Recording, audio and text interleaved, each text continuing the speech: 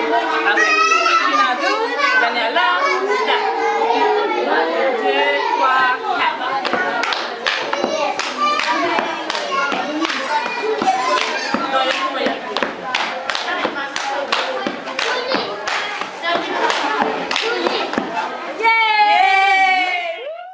My name is Michelle Peterson, and I am the director of the Division of Volunteer Efforts. I have been the director for 10 years, but prior to being the director of Dove, I was the graduate assistant here. In 2004, we created a program called Releasing the Doves.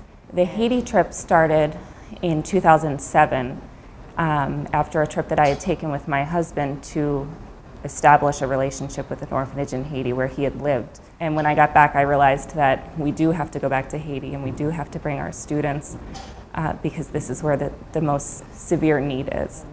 I really have no expectations for what happens when the students go. All of our trips are 1 week long. They're all rooted in faith and in prayer. But really, it's an invitation to the students to use whatever their gifts are to benefit the orphans with whom they live and work while they're there.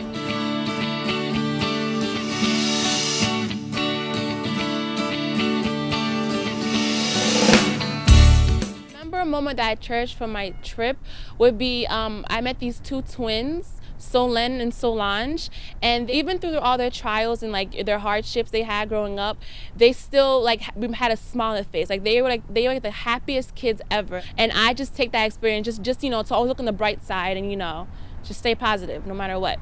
So the most, I think, I would say precious moment I had on the trips, there's actually two with the same kid. His name was O'Day, and he taught me how to say rain in Creole, which is la pluie.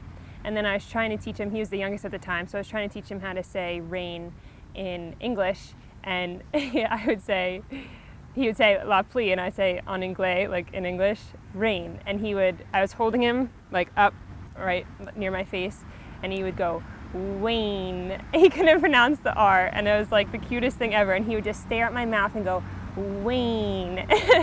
So that was the first moment with him where I just he stole my heart.